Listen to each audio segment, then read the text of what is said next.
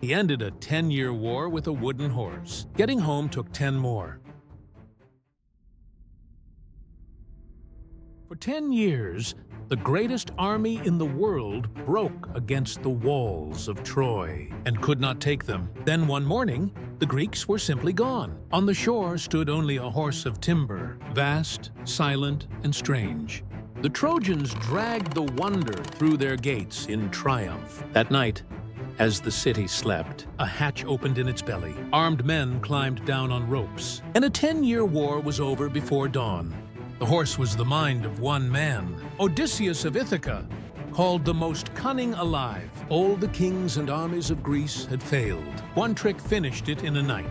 The bards would sing it forever. Horse had failed, and the mind had won. But the gods watched the victors grow proud, and between Odysseus and home lay the whole of the sea. He set sail, believing the hard part was over. He was wrong. This is how the greatest journey ever told began. 12 ships sailed from burning Troy for Ithaca. On the way, they raided the Saconaeans and paid for it in good men. But one spared priest, Maron, gave Odysseus a wine strong enough for gods. Remember that wine. 9 days of storm drove them off the map of the world to a quiet green shore. The people there raised no swords. They only offered their flower-sweet fruit, the Lotus. Every man who tasted it forgot Ithaca, forgot wife, son, the sea itself, and wanted nothing in the world but the next taste. They wept as Odysseus dragged them back to the ships and lashed them under the rowing benches. He put that soft green shore behind them at full speed. A monster can be fought, but sweetness that unmakes your purpose cannot. The deadliest trap has no teeth. It simply makes you forget what you sail for. In the land of the Cyclops, Odysseus took 12 men to a great cave, stocked with cheeses and penned lambs. His men begged, "Steal and sail." But Odysseus wanted to meet the owner, and curiosity has a price. At dusk, the mountain walked home. Polyphemus, a one-eyed giant, driving his flocks inside. Then he sealed the mouth with a boulder. The 20 ox carts could not have moved. He noticed the little men by his fire, asked who they were, and answered by snatching two and eating them. The rest he penned like lambs for his next meals, and killing him in his sleep meant being buried alive with the corpse. So Odysseus poured him Maron's unmixed wine, cup after cup, and the giant, delighted, demanded his name. "Nobody," said Odysseus, "nobody is my name." And while the man-eater snored, 12 men sharpened a beam of olive wood to a point. While Polyphemus snored in his wine, they drove the red-hot stake into his single eye. His scream brought every giant on the island running. "Who is hurting you?" "Nobody is killing me." And shaking their heads, the giants went home. Blind, he opened the cave himself and felt the back of each sheep as it passed. But the men clung underneath the great rams and rode out beneath his searching hands. Safe at sea, Odysseus could not stay silent. "Giant, when they ask who blinded you, tell them Odysseus of Ithaca." The mountaintop the giant hurled nearly swamped the ship, and Polyphemus prayed to his father, Poseidon, lord of every sea he had to cross. Curse him, let him lose every man, and come home late and broken and alone. Cunning had saved 12 men from the cave, and one proud boast doomed 600. From this day, the sea itself was his enemy and lost. Aeolus, keeper of the winds, pitied them. He bound every storm on earth into a bag of ox hide, left only the gentle west wind free, and pointed 12 ships home. 9 days and nights Odysseus held the steering oar himself, and never slept. On the 10th, Ithaca, close enough to see men tending their fires on the shore, close enough to call to, and there, exhausted, he finally slept. His crew eyed the bulging bag. "Gold," they whispered, "treasure he keeps from us." They cut it open, and every storm on earth burst out at once. The hurricane hurled them the whole way back. Odysseus begged the Wind King once more, and Aeolus barred his door. "A man the gods hate this much, I cannot help. 10 years of war had not broken him. 1 hour of his own men's distrust undid it all. Almost home is not home. Storm-worn, they found a harbor like a fortress, sheer cliffs all around, water still as glass. 11 grateful captains rowed inside. Only Odysseus, uneasy at so much calm, moored his ship outside the walls. The scouts found a city of giants, the Laestrygonians, and the king's greeting to his guests was to snatch one up for his supper.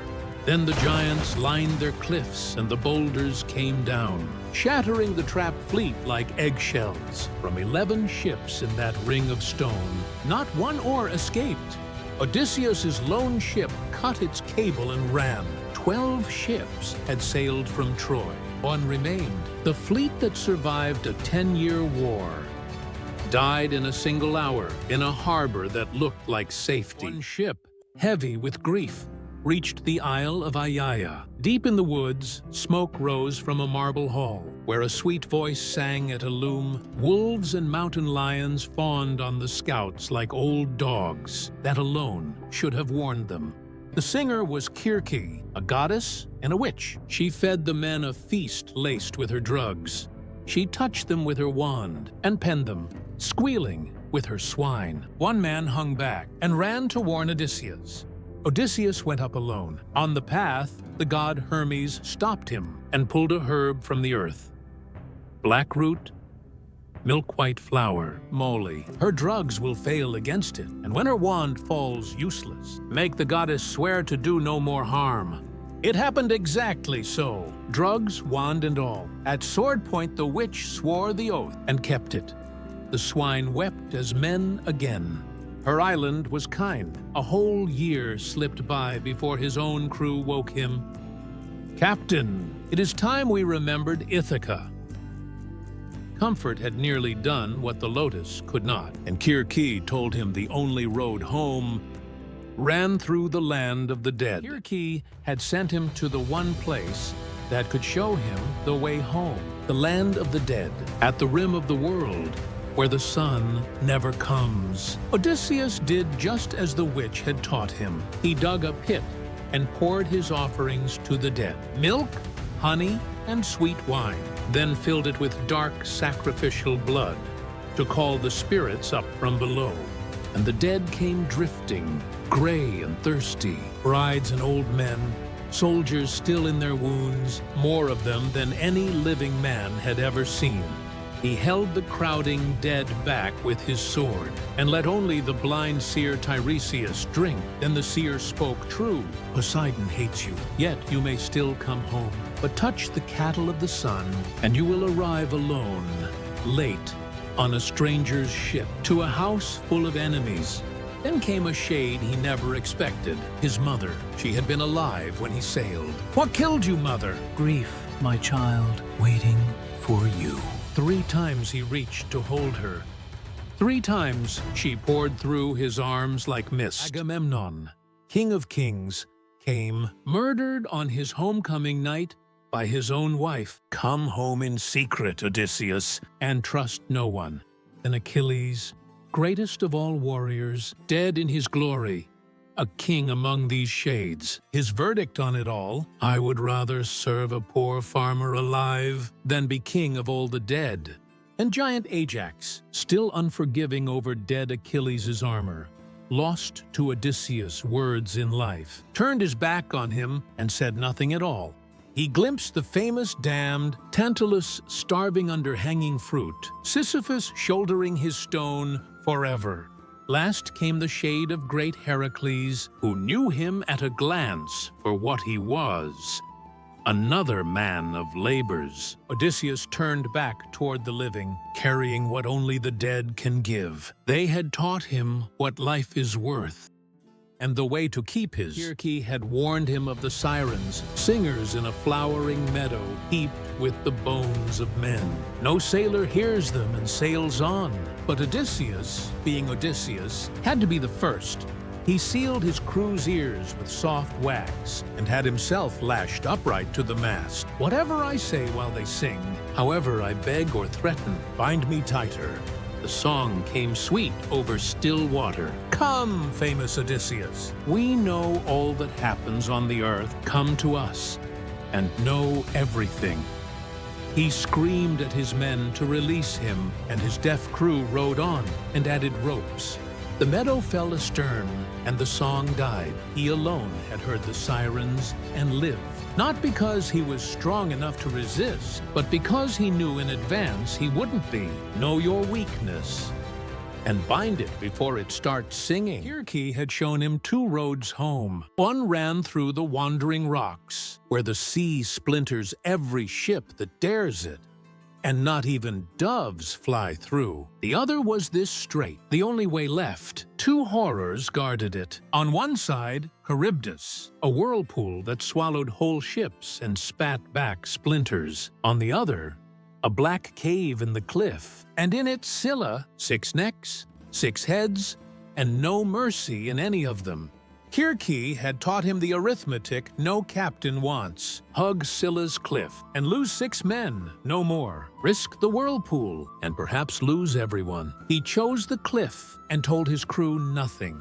While every eye watched the whirlpool boil to one side, the 6 heads struck from above. 6 of his best men snatched into the air, stretching out their hands and screaming his name as they went. He called it the most pitiful sight his eyes ever saw on all the seas. The ship passed through. The captain had chosen the smaller loss and would hear those 6 voices for the rest of his life. Some choices cannot be won, only carried. One last island remained, Thrinacia, where the sun god kept his deathless cattle. One rule: harm not one beast or lose all. Odysseus made them swear it. But the winds turned against them for a month, and starving men have short memories. One evening, Odysseus climbed inland to pray, and the gods poured sleep over his eyes. Below, Eurylochus turned the crew, better to drown than starve. And they drove off the finest cattle of the sun. Then the gods showed them their crime. The flayed hides crawled, and the meat groaned on the spits, raw and roasting, high above. The sun god raged to Zeus. Pay them, or I shine for the dead, not the living. 6 days they feasted. On the 7th they sailed, and Zeus made good the debt. 1 cloud, 1 bolt, and the ship burst apart. Every man was flung into the waves, and not one rose again. Odysseus alone survived, clinging to a wild fig tree over Charybdis until the sea gave back his timbers. Every man who sailed from Troy was gone. They perished, Homer says, by their own recklessness. No one to blame but themselves. 9 days adrift, the only survivor washed onto Calypso's shore. 7 years the goddess kept him there and loved him, but every day he wept for the home he may never see. Olympus stirred at last. Zeus sent Hermes down with one command: release him. It is not his fate to die here. Calypso wept, but no one refuses Zeus, so she offered what no mortal is given. Stay, she said, and I will make you deathless, ageless, forever. Why choose a mortal wife, and grief, and the sea? He could have been a god. He said no. Penelope is mortal, and less lovely than you. Yet I ache for her, and for the day I see my land. Wreck me if you must. I have endured worse. I will endure this too. Home was worth more than forever. She gave him tools, and he built a raft by hand. 17 days he sailed, salt-stung, sleepless, and free at last. Then Poseidon saw him. The sea god who hated him raised the ocean and smashed the raft to splinters. He had traded forever for one glimpse of home, and the sea nearly took him for it. Sea goddess pitied the drowning man. Her shining veil kept him afloat. 2 days and nights he swam until a river mouth took him in. More dead than alive, he buried himself in dry leaves. The man who toppled Troy reduced to nothing at all. At dawn, a princess came to wash linen at the river Nausicaa, the king's daughter. They spread it to dry and played at ball, never guessing who slept in the reeds.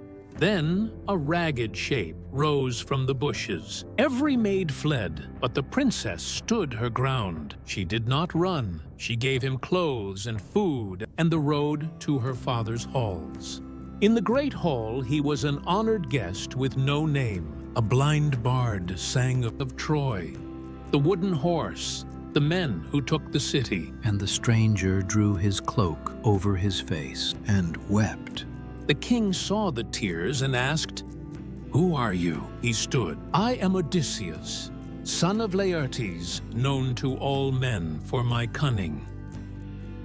The most famous man alive, saved because one girl was kind to a stranger with no name. In Ithaca, the king had been gone 20 years, and wolves had moved into his house. 100 suitors feasted in his hall, devouring his herds, and demanding his wife choose a new husband. His son, Telemachus, had grown up among them, a young man who never knew his father, watching strangers eat his birthright. He was 1 against 100 and had stopped believing anyone was ever coming. Then a stranger came to his gate, the goddess Athena, in disguise. "Your father is alive," she told him. "Stop mourning, call the men of Ithaca, and act like your father's son." For the first time, Telemachus stood before the assembly and ordered the suitors out of his home. They laughed. Antinous, the worst of them, mocked him to his face, and not one of them moved. But something in him had changed. That night he fitted a ship in secret and sailed out alone to hunt for word of his father across the sea. The suitors watched him go and set a ship in the strait to kill him on his way home. While his father fought monsters, the son had learned to fight despair. But that house would heal only when the king returned. On Pharos, off Egypt, Menelaus was becalmed for 20 days, the ships stranded, and his men's food failing. Idothea, daughter of the old man of the sea, took pity. "Proteus knows the winds, the way, your friend's fates. Seize him sleeping, hold him through every shape, and he must tell the truth." They lay beneath 4 fresh seal hides. At noon, Proteus counted them with his herds, suspected nothing, and lay down. Then the king and his men seized him. He became a lion, a dragon, a leopard, a boar, then running water, then a tree. Through every shape, they never lost hold. At last, Proteus yielded. Menelaus must return to Egypt and sacrifice to the gods. He told the fates of Ajax and Agamemnon, and one thing more. In Calypso's house, sorrowing without ship or crew, Odysseus still lived. Menelaus held on until the sea itself gave up the truth. A man the world had buried was still alive. Every shape was made to break his grip, and the truth came only to the man who would not let go. The Phaeacians kept their promise. Their ship crossed the sea in one night and laid Odysseus sleeping on his own shore, returned without his lost companions, borne by strangers, as Tiresias foretold. He woke on a shore he did not recognize, the island he had bled so long to reach, hidden by a goddess's mist. After carrying him home, the Phaeacian ship returned across the sea. As it neared its own harbor, Poseidon struck it and rooted it there in stone. The mist lifted, and Athena smiled beside him, 2 schemers together again. One touch, and the king became a withered beggar. Against the suitors, cunning would be his weapon. The first door to open was the poorest. Eumaeus, the swineherd, fed the stranger. What little he had, gave him his own cloak, and never guessed he served his king. Telemachus, slipping the suitor's ambush, reached the same hut. Athena let the disguise fall, and the son who never knew his father heard the words, "I am your father." The first embrace was his son's. The wandering was over. The fight was not. The rags went back on. At dawn, the beggar walked to town beside loyal Eumaeus, and the hardest mile still led to his own door. At the gate, on a dung heap, lay Argos, the hound Odysseus had raised before Troy. Too weak to stand, he knew his master through the rags, wagged his tail one last time, and death took him. The king hid one tear and walked on.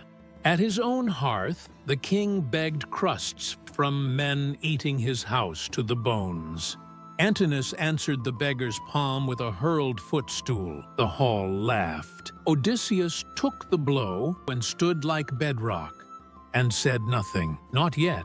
Above them, Penelope had stalled the suitors for 3 years, weaving Laertes' shroud by day and unweaving it by night. When it is finished, I will take a husband. In the 4th year, a maid betrayed her. The king counted his enemies by firelight and let them live one more night. Some wars are won by waiting for the right hour. By the fire, Eurycleia washed the stranger's feet. Her hands had known those legs a lifetime ago, and found the scar before her eyes did the boar's wound from the king's boyhood. She opened her mouth to cry his name, and he caught her and drew her close. Not a word, old mother, not yet. She swallowed her king's name and kept it. Morning brought Penelope's contest. String Odysseus's bow, shoot through 12 axes, and I will follow the man who does it.